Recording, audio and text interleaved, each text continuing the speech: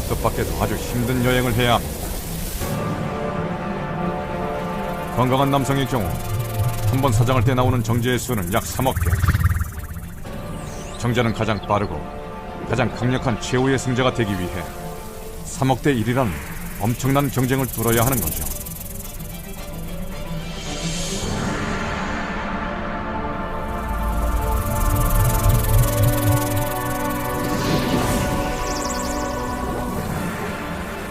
벌써 경쟁에서 뒤처지는 정자들이 생겨납니다.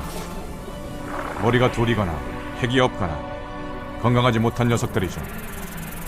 그런데 이들 역시 제 나름의 역할이 있습니다. 주인공이 될 만한 한 마리의 정자를 위해 희생하는 일종의 특공대인 셈이죠.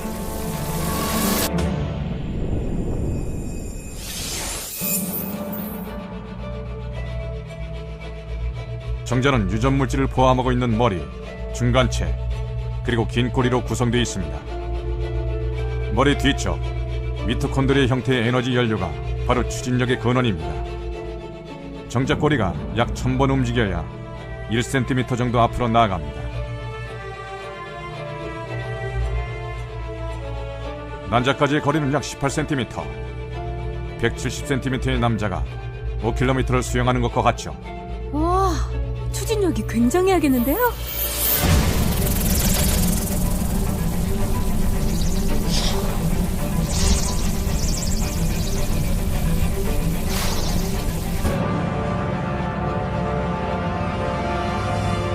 자공 경보.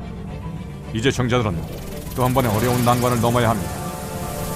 자공 경보가 열리는 것은 대란기 전후 단 며칠 동안. 이때 정자가 이것을 통과하면 임무 수행을 위한 기회를 얻게 되는 거죠.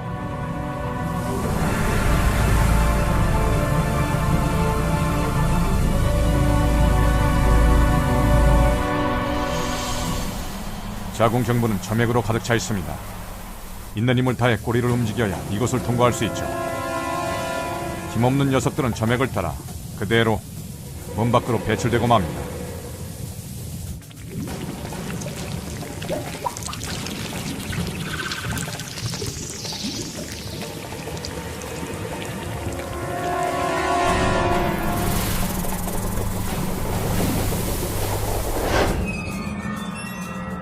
이번에는 강력한 적들이 나타났습니다. 무시무시한 백혈구들입니다.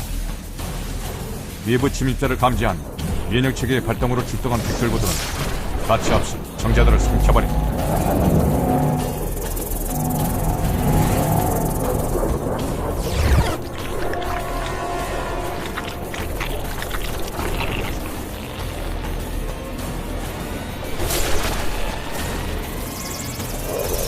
수정이 이루어지는 난관에 팽대부까지 가는 동안 대부분의 정자들은 소멸됩니다.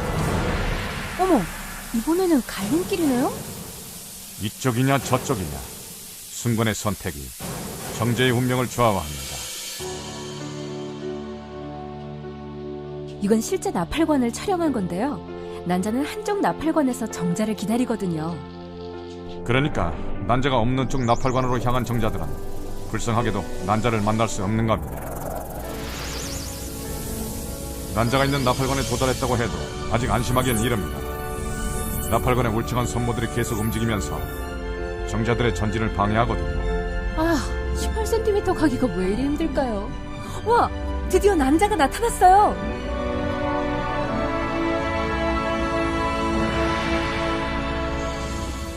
사막 마리의 정자 중에서 겨우 500마리 정도가 살아남아 난자 근처까지 갑니다.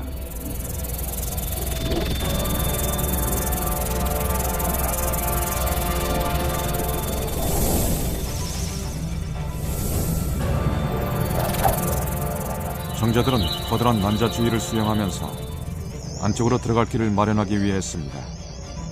그 강한 힘 때문에 조용한 난자도 흔들릴 정도. 한 마리가 드디어 성공하나 봐요. 우리의 주인공 단 한 마리의 정자가 고리를 드릴처럼 돌리며 난자 투명대에 머리를 듭니다. 드디어 난자 세포막에 들어간 정자가 최후의 승자가 되는 거죠. 그리고 그 순간 난자는 투명대를 굳혀 다른 정자의 접근을 완전히 봉쇄합니다.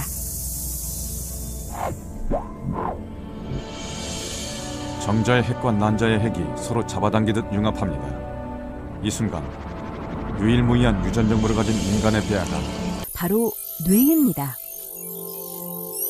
뇌하 수체에서 분비되는 호르몬이 난소에 신호를 보내면 15개에서 20개의 미성숙 난포들이 성장하기 시작합니다. 이 신호에 반응해서 마침내 단 한 개의 난자만 크게 성장하게 되죠. 정자처럼 3억 대 1의 경쟁을 뚫는 건 아니지만 난자도 나름 시험을 거치는군요. 말하자면 배란전의 오디션을 거쳐 충분히 성숙한 난자를 배출한다. 인체가 고안해낸 고도의 전략인 셈이죠.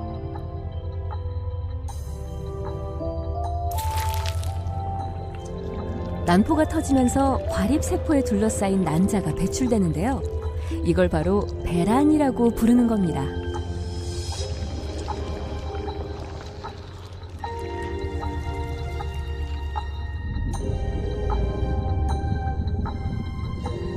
배란된 난자는 깔때기 모양의 나팔관으로 천천히 이동합니다. 나팔관에서 이틀 정도 정자를 기다리며 점막을 따라 자궁 쪽으로 서서히 옮겨갑니다.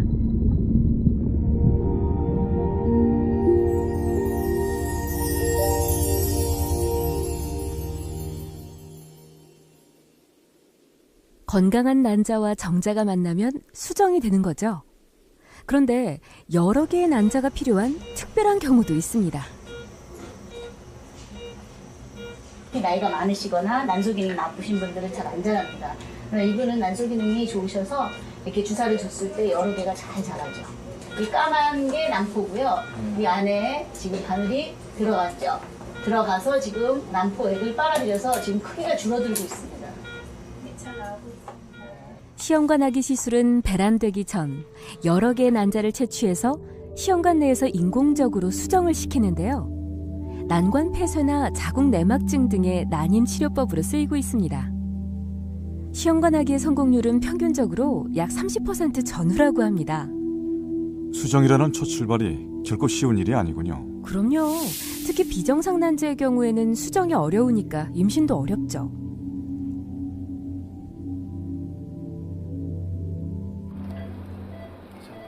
그리고 임신의 또 하나 중요한 요소는 바로 자궁의 건강입니다. 실제 자궁의 모습 보신 적 있으세요? 물론 없죠. 이게 자궁 모습인가요? 네, 절 포함해서 아마 대부분 처음 보실 거예요. 자궁 내막종 제거 수술인데요. 자궁 내막증의 가능성이 조금 더 높아 보이네요. 약간 유착도 있고 그래서. 근데 지금 왼쪽 난소에 혹이 생겨 있고 오른쪽 난소에 혹이 생겨 있는 상태라서 만약 이런 상태라고 하면 진입을 시도하는 거죠. 정자는 과립세포의 일부가 없어진 틈새를 찾아서 뚫고 들어가야만 난자 표면까지 접근할 수가 있거든요. 어떻게 보면 참 눈물겹네요. 외벽을 통과하고도 3, 4분 또 열심히 헤엄쳐야 난자의 핵에 도달하고 마지막 승자가 될 수 있습니다.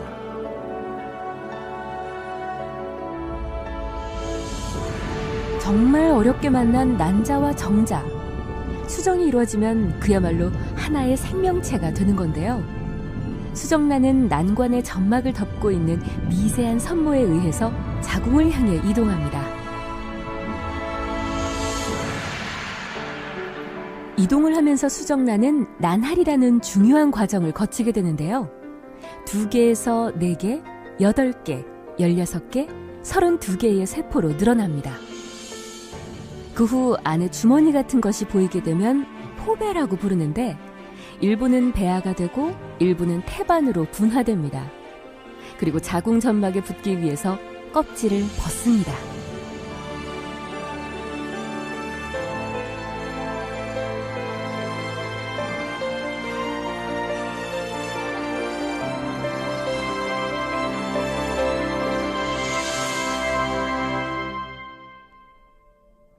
난할을 하면서 수정란은 38주 동안 살집인 자궁에 어떻게 자리를 잡는 걸까요?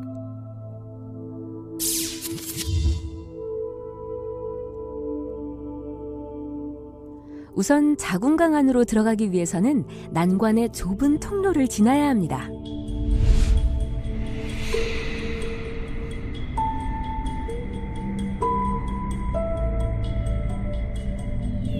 드디어 정착할 장소를 선택했습니다. 놀라운 건 이때부터 태반을 형성한 세포들이 제 역할을 착착 해낸다는 건데요. 영양분과 산소 등을 활발히 교환하기 시작하는 거죠. 지금부터는 더욱 급격한 변화가 일어납니다.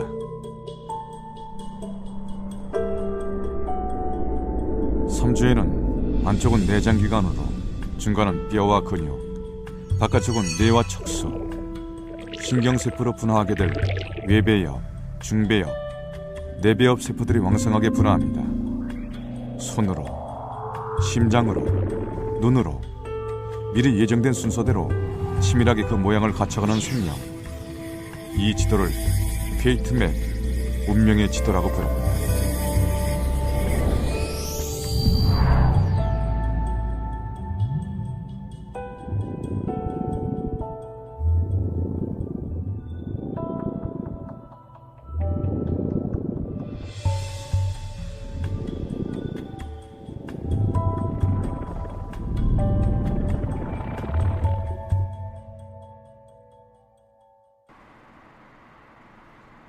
검진을 받기 위해 병원을 찾은 김현경 씨. 이전보다 아기가 많이 컸어요. 네, 이제 자궁 안에 이제 임신 10주가 되어 아기가 잘 자라는지 초음파 검진을 합니다. 몸통도 보이고 아기 움직임도 아주 좋네요.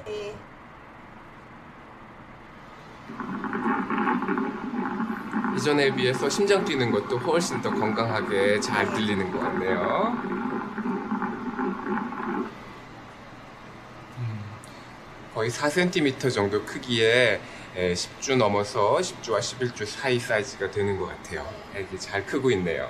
엄마 푸름이. 아, 이게 푸름이네. 여기 팔하고 다리. 심장도 머리도 눈으로 확인되기 훨씬 이전부터 특별한 순서에 맞춰 성장해 왔다는 것이 놀랍기만 하네요. 예쁘지. 아유, 진짜 예쁘네.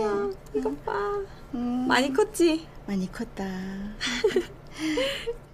아기가 점점 크면서 장기들을 설명해 주시더라고요.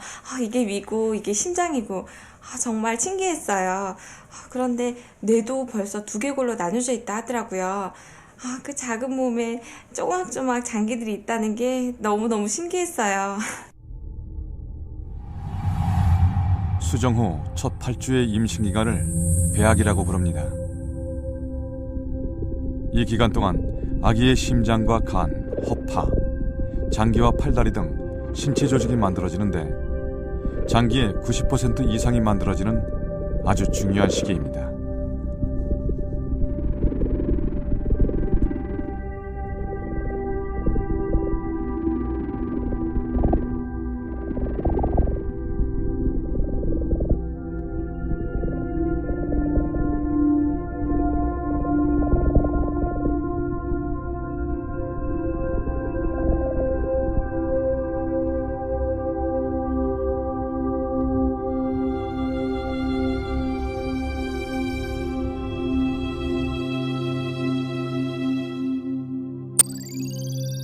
배아의 장기는 뇌와 중추신경계가 가장 먼저 생기고 심장과 눈, 귀의 순서로 발생합니다. 이렇게 발생 순서가 다른 이유는 무엇일까요?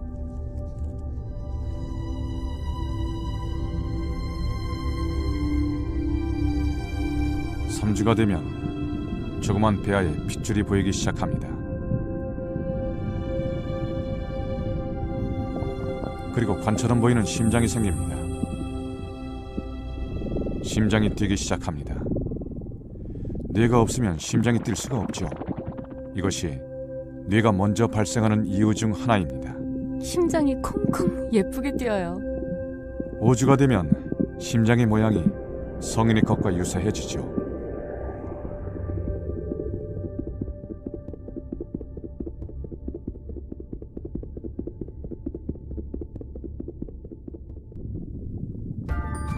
얼굴도 조금씩 모양을 갖춰가는 것 같은데요. 임신 5주에는 얼굴 특성이 나타나기 시작하죠. 눈이 생겨날 자리도 조금씩 옆으로 크기를 넓히게 됩니다. 무엇보다 큰 특징은 팔과 다리가 생겨나기 시작한다는 겁니다. 그러니까 저게 동그랗게 생긴 것들이 팔과 다리가 된다는 거죠?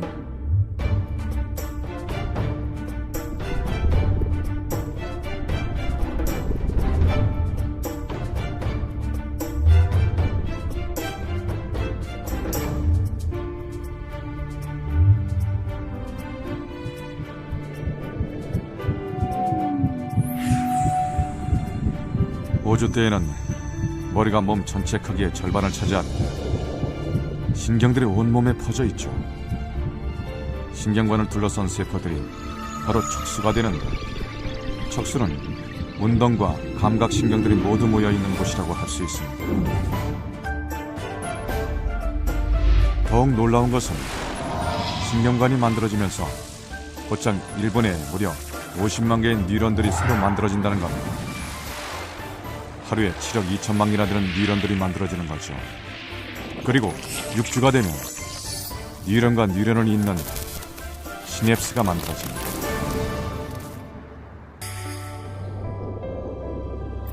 태반은 엄마의 자궁에 자리 잡은 아기 생명의 뿌리. 탯줄은 아기라는 꽃을 키워내는 줄기인 셈입니다.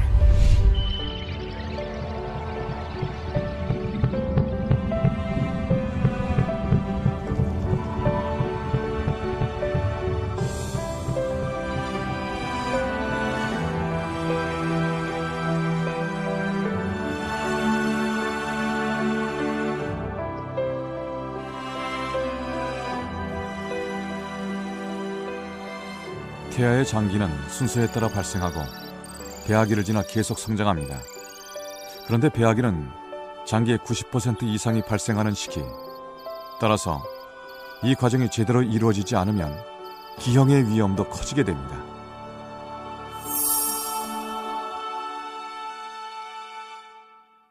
이때는 태아가 앞으로 성인이 돼서 필요한 모든 장기들이 순서대로 만들어지는 시기입니다. 그리고 10주가 지나면 태아기에는 배아기 때 만들어지는 장기들이 단순히 발육만 하는 시기가 되죠. 그렇기 때문에 2주에서 10주 이 사이에 장기가 만들어지는 시기에 아기는 특히 나쁜 환경이라든가 독성물질이라든가 약물들, 이러한 나쁜 환경에 노출돼서는 안 되는 이유가 바로 거기에 있는 것입니다.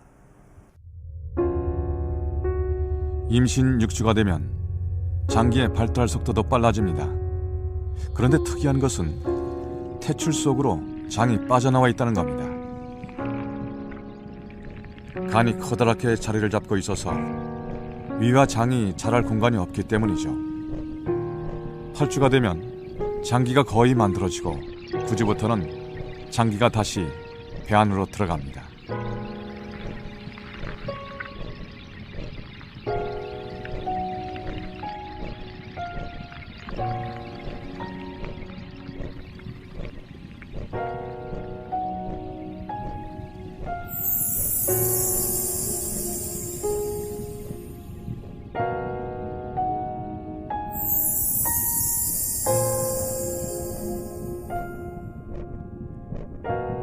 12주가 되면 성인의 위치와 같은 곳에 자리를 잡게 됩니다.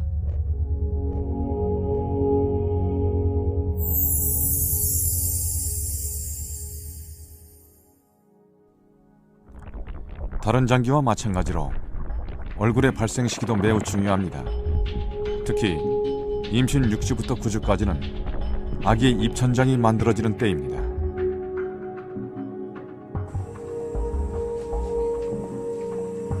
사람의 외형을 갖추게 됩니다. 머리가 크게 자라고 팔과 다리, 손가락의 모습도 확인할 수 있습니다. 몸 길이도 3cm 정도 자랐습니다.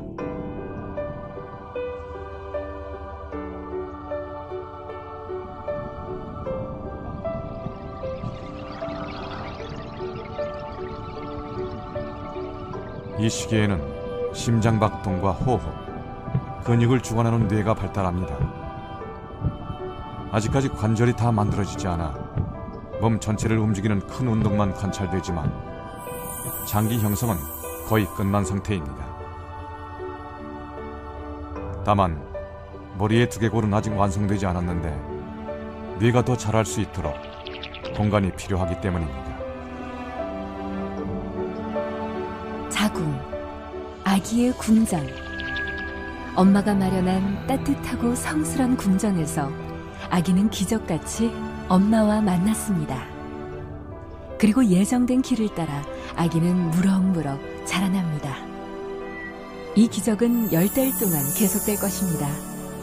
이 궁전을 지키는 엄마의 사랑은 끝이 없으니까요.